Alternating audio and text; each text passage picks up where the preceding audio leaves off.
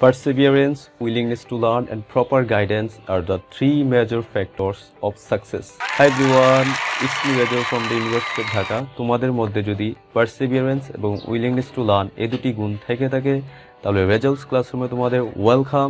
আমার এই চ্যানেলে তোমরা Bangla, English, ICT, accounting, management, finance and স্ট্যাটিস্টিক্সের প্রথম ও দ্বিতীয় পত্রের প্রতিটি চ্যাপ্টার বা টপিকসের উপর ধারাবাহিক লেকচার পাবে। তোমাদের একাডেমিক রেজাল্ট কিভাবে ভালো করতে পারো সে সমস্ত গাইডলাইন্স পেতে আমার চ্যানেলটি এখনই সাবস্ক্রাইব করে নোটিফিকেশন বেল আইকনটি অন করে রাখো এবং আমার এই চ্যানেলটি তোমরা তোমাদের ফ্রেন্ডদের সাথে শেয়ার করো।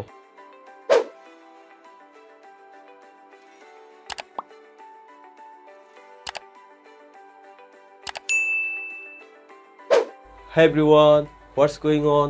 I hope you are keeping really cool and awesome. You are doing great. You are fit, fine and healthy. In this lecture, I'm gonna discuss on the rules of flowchart. But before starting the lesson, I would like to share a story. একবার এক এক্সামে এক teacher তার স্টুডেন্টদের ঠিক এইরকম একটি question paper দিল। এই কোয়েশ্চেন পেপারটি জাস্ট মাঝখানে একটি কালো ডট ছিল আর উপরে লেখা ছিল যে এবার তোমরা লিখো। সো কোয়েশ্চেন পেপার পাওয়ার পর সব স্টুডেন্ট জাস্ট ফোকাস করলো এই কালো ডটের উপর, অর্থাৎ এই কালো ডটটির অবস্থান কোথায়, এটি কি মাঝখানে আছে নাকি একটু উপরে আছে না একটু নিচে আছে নাকি এটি একটু সাইডে, বা এই কালো ডটটি কেন দেওয়া হলো, অর্থাৎ সবার লেখা ছিল এই কালো ডটটাকে নিয়েই। সো এক্সাম যখন শেষ হলো টিচার একে একে সবার খাতাগুলোই পড়লো। পড়ার পর টিচার একটু মন খারাপ করে বলল, দেখো তোমরা সবাই কিন্তু এই কালো ডটটিকে নিয়েই লিখলে, বাট এই কালো ডটের চারপাশে যে বিশাল সাদা অংশ রয়েছে সেটাতে কিন্তু কেউ ফোকাস করলে না বা সেটা নিয়ে কেউ লিখলে না। সিমিলারলি এই কালো ডটটা হচ্ছে যে আমাদের জীবনের ওই মিস্টেক বা ওই একটি জিনিস যেটি আমরা পাইনি।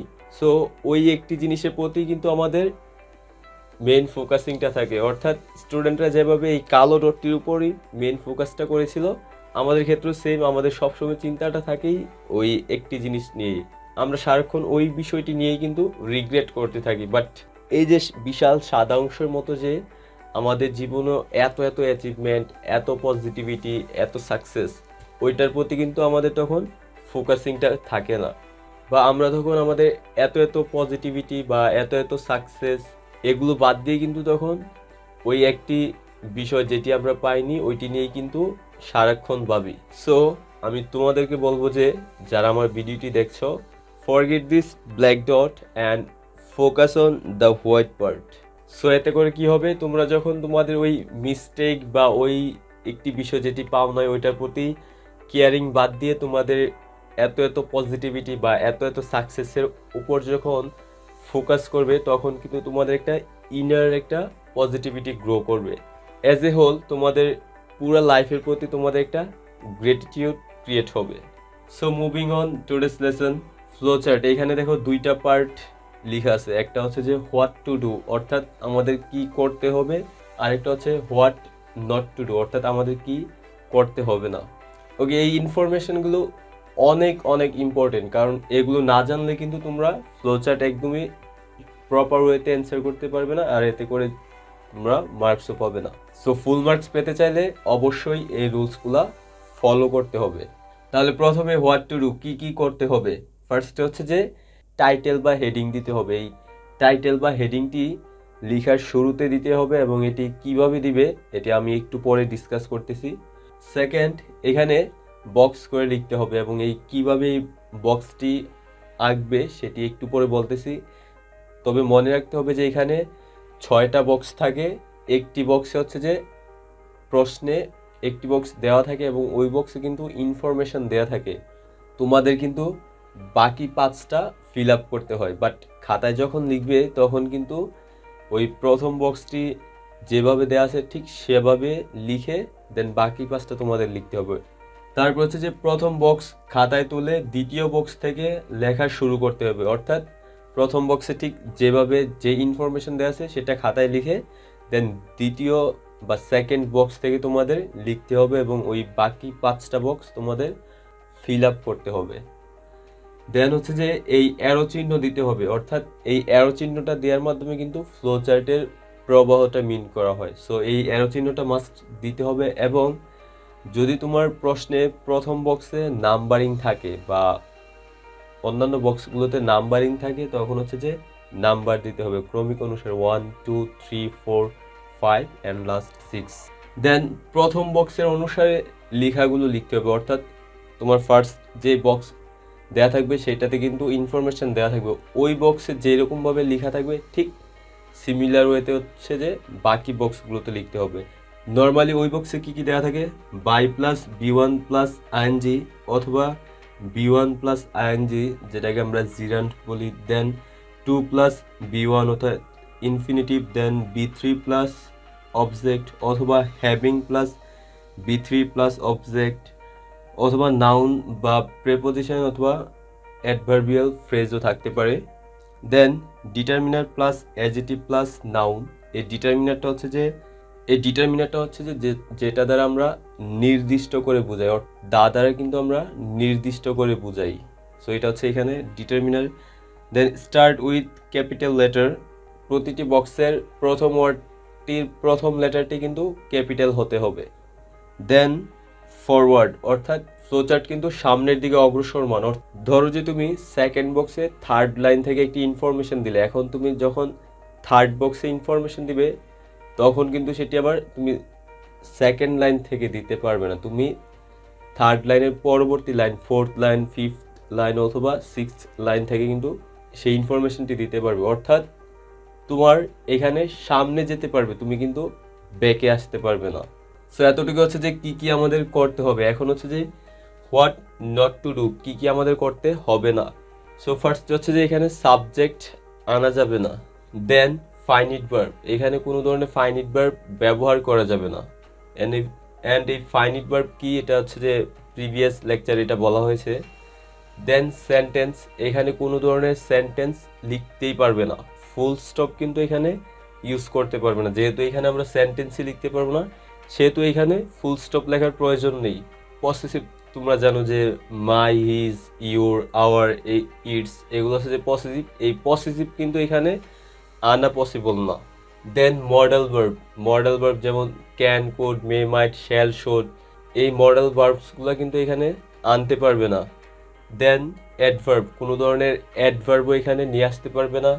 দেন কপি মিনস হচ্ছে যে তোমার এই প্যাসেজ থেকে তুমি যদি এক্সাক্ট লিখে দাও সেটা কিন্তু অ্যাপ্রোপ্রিয়েট না, অর্থাৎ তুমি একদম হুবহু না লিখে তোমার প্যাসেজ থেকে তখন ইনফরমেশনটা নিয়ে দেন তুমি তোমার মতো করে লিখবে। আর এক্ষেত্রে প্যাসেজে যেটা এক্সাক্ট থাকে সেটা কিন্তু লিখার পসিবলও না। সো এতটুকু হচ্ছে যে হোয়াট টু ডু, কি কি আমাদের করতে হবে, হোয়াট নট টু ডু, কি কি আমাদের করতে হবে না বা কি কি আমরা করতে পারবো না। সো এগুলো হচ্ছে তোমরা খুব ভালোভাবে খাতায় নোট করে নাও। এখন আমি দেখাবো যে কিভাবে টাইটেল লিখতে হবে আর হচ্ছে যে বক্সিংটা তোমরা কিভাবে করবে। সো এই সেগমেন্টে আমরা দেখবো যে কিভাবে ফ্লোচার্টের টাইটেল লিখতে হয় এবং কিভাবে এই বক্সগুলো অঙ্কন করতে হয়। তাহলে এখানে দেখো যে based on your reading of the passage make short notes in each of the boxes in the flowchart. এই এতটুকু পর্যন্ত কিন্তু, অর্থাৎ এখান থেকে এতটুকু পর্যন্ত তোমার কোশ্চেনে লেখা থাকবে। ইভেন এইখানে হচ্ছে যে আরেকটি পার্ট থাকবে, অর্থাৎ তোমার যে প্যাসেজটি দেওয়া থাকবে সেই প্যাসেজটি মূলত কি সম্পর্কে সেটা কিন্তু এখানে লেখা থাকবে। এটা প্যাসেজ টু প্যাসেজ কিন্তু ভ্যারি করবে। সো ইমাজিন যে এইখানে হচ্ছে যে লেখা থাকলো যে showing the 5 stages of Mandela. তাহলে এতটুকু হচ্ছে যে আমাদের কোয়েশ্চেনে দেওয়া রয়েছে। এখন হচ্ছে যে আমাদের খাতায় কিভাবে আমরা টাইটেলটা লিখব। তাহলে এটা আমরা হচ্ছে যে এখানে কিন্তু দুইটা টাইটেল লেখা হলো, তোমরা হচ্ছে যে যেটা চুজ করেছো সেটা হচ্ছে যে তোমরা খাতায় লিখে ফেলবে। তাহলে ফার্স্ট টাইটেল হচ্ছে যে a flowchart showing the 5 stages of Mandela is given below. এখন দেখো এ ফ্লোচার্ট শোয়িং এতটুকু পর্যন্ত কিন্তু প্রতিটি ফ্লোচার্টের জন্য সেম থাকবে। এ ফ্লোচার্ট শোয়িং এতটুকু এবং হচ্ছে যে ইজ গিভেন বিলো এতটুকু একদম সবগুলোর জন্য সেম থাকবে। বাট এই যে মাঝখানে এতটুকু আছে যে অর্থাৎ শোয়িং এর পর থেকে এবং ইজের আগ পর্যন্ত এতটুকু কিন্তু আমাদের এই কোয়েশ্চেনে এই ফ্লো চার্টের পরে যে লেখাটা থাকবে এক্সাক্ট সেই লেখাটা হচ্ছে যে আমাদের এখানে লিখতে হবে। তাহলে দেখো যে এখানে এই ফ্লো চার্টের শেষে আমরা ধরে নিলাম যে showing the 5 stages of Mandela এটা লেখা রয়েছে। সো আমাদের এই লেখাটাই কিন্তু এখানে লিখতে হবে। সো এইটা একটা ওয়েতে তোমরা লিখতে পারো, অথবা অন্য আরেকটা ওয়ে হচ্ছে যে দ্য ফ্লো চার্ট শোয়িং অথবা মেনশনিং, যে কোনো একটা দিলেই হবে। The 5 stages of Mandela is presented below, অর্থাৎ দুটোটার মিনিং কিন্তু সেম, জাস্ট হচ্ছে যে ওয়ার্ডগুলো একটু ডিফারেন্ট আর কি।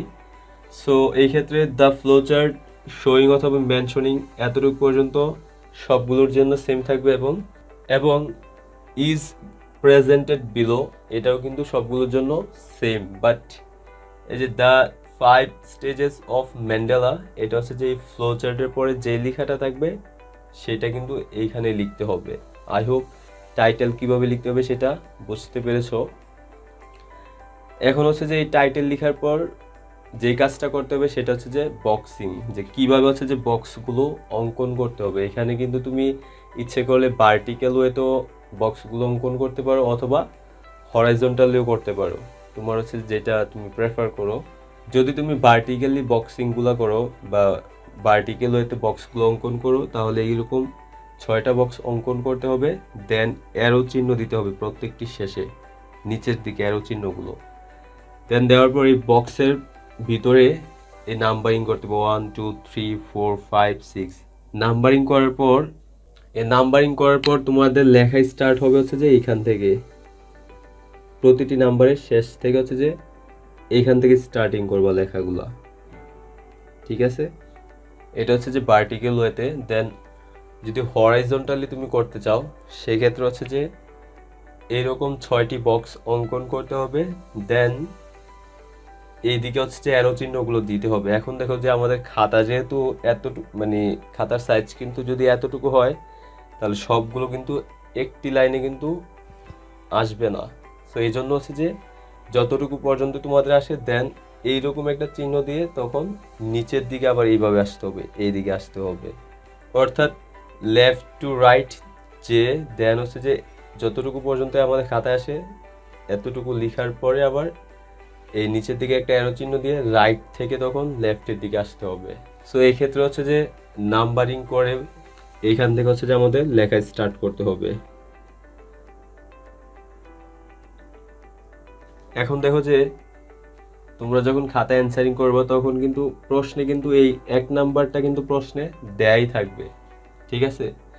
প্রশ্নে 1 নম্বর বক্সে যে লেখাটি রয়েছে সেই লেখাটি তোমরা কোনো ধরনের পরিবর্তন না করেই খাতায় লিখে ফেলবে। দেন এই সেকেন্ড বক্স থেকে হচ্ছে যে তোমাদের লিখে স্টার্ট করতে হবে।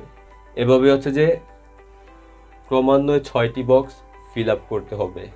সো এই রুলসগুলো যদি তোমরা মেমোরাইজ করে রাখো বা এগুলো যদি তোমরা এক্সামে অ্যান্সারিং করার সময় মনে রাখো, তাহলে ফ্লো চার্টে যে 10 মার্কস এটা পাওয়া খুবই ইজি। আই হোপ তোমরা ফ্লো চার্ট সম্পর্কে যে ডিটেল আলোচনা সেটা বুঝতে পেরেছো, এবং কিভাবে হচ্ছে যে ফ্লো চার্ট লিখবে সেটি হচ্ছে যে তোমরা এখন বুঝতে পেরেছো। সো আমার নেক্সট দুটো ভিডিও হবে যে ফ্লো চার্ট সলিউশন নিয়ে, অর্থাৎ আমি তখন প্রশ্ন থেকে কিভাবে ফ্লো চার্ট লিখবে সেটা সলিউশন করে দেখাবো, তাহলে তোমাদের এই কনসেপ্টটা আরও ক্লিয়ার হয়ে যাবে। সো এটি হচ্ছে যে মেমোরাইজিং পার্ট। আমি আগেই বলেছিলাম আমার ইংলিশের প্রতিটি লেকচারের শেষে তোমাদের জন্য মেমোরাইজিং পার্ট থাকবে। এই মেমোরাইজিং পার্টটি তোমার এইচএসসিতে যতটা না হেল্পফুল হবে তার চেয়ে বেশি হেল্পফুল হবে তোমার ইউনিভার্সিটি অ্যাডমিশন টেস্টের সময়। সো তোমরা যেন ইউনিভার্সিটি অ্যাডমিশন টেস্টে অন্যদের চেয়ে এক ধাপ এগিয়ে থাকতে পারো, যেহেতু ইংলিশ অনেক টাফ এবং ইংলিশে পাস করাটা ম্যান্ডেটরি। সো তোমরা যেন ইউনিভার্সিটি অ্যাডমিশন টেস্টে অন্যদের চেয়ে এক ধাপ এগিয়ে থাকতে পারো, সেজন্যই আমার এই প্রচেষ্টা। So I hope you got my point. এখানে translation, vocabulary, group verbs, appropriate preposition and phrase and idioms এই সেকশনে এগুলো দেওয়া আছে। তোমরা তোমাদের খাতায় নোট ডাউন করে রাখো এবং মেমোরিতে সেভ করে রাখো। সো এই সমস্ত আরও important translation, synonym, antonym, group verbs, phrase and idioms এবং অ্যাপ্রোপ্রিয়েট প্রেপোজিশন পেতে আমার অ্যাপি পেজে কানেক্টেড থাকো এবং এইচএসসির পাশাপাশি ইউনিভার্সিটি অ্যাডমিশন টেস্টে ভালো করার জন্য অন্যদের চেয়ে এগিয়ে থাকো। সো গাইস, আজকে এতটুকু পর্যন্তই। ক্লাস সম্পর্কে তোমাদের যে কোনো অপিনিয়ন থাকলে let me know in the comment section.